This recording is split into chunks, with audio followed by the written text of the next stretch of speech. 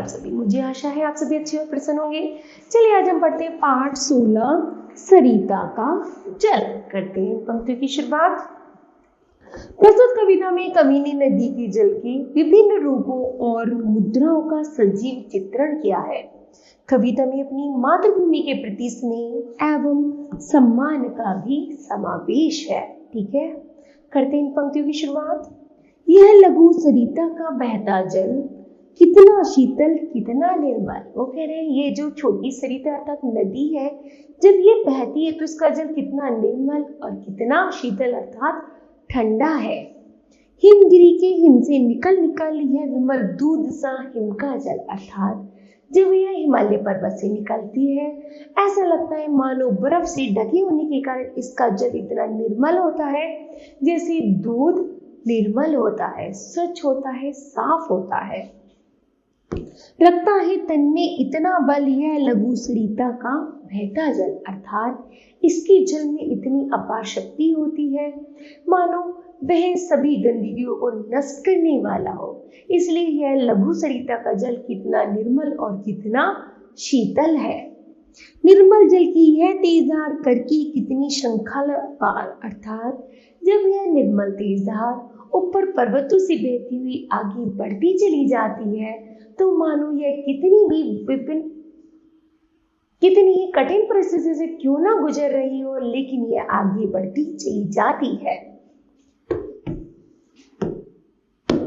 बहती रहती है लगातार, गिरती उठती है बार बार, करता है जंगल में मंगल यह लघु सरिता का बहता जल अर्थात जब यह पर्वत से होती हुई नीचे मैदानों जंगलों से गुजरती हुई आगे बढ़ती है ऐसा लगता है मानो सरिता का जल कितने विभिन्न परिस्थितियों में होती हुई कितना निर्मल शीतल और शांत है।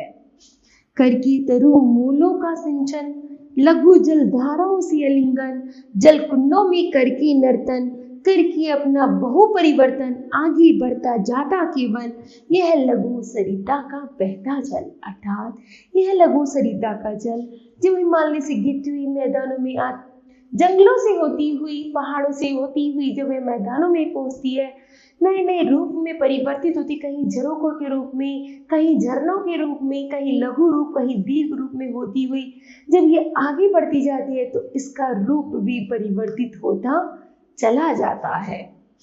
मिलता है इसको जब पथ पर पथ रोके खड़ा कठिन पत्थर आकुल आतुर दुख से कतर सिर पटक पटक कर रो कर करता है कितना कोलाहल यह लघु सरिता का बहता जल अर्थात जब यह सरिता ऊपर पहाड़ों से आती है तो रास्ते में उसके बहुत बड़े बड़े पहाड़ चट्टान आ जाते हैं। जब यह जिससे टकराती है रोती है और उसके इर्द गिर्द से निकलती हुई जब जमीन पर पहुंचती है तो यह बहुत कठिन परिस्थितियों कठिन रास्तों को दुर्गम रास्तों को पार करती हुई आगे बढ़ती है। फिर भी यह इसका जो स्वभाव है बहुत फिर भी इतना शीतल और अच्छा है कि हम उसमें अपनी सारी परेशानियां मानो जैसे खत्म हो गई हो।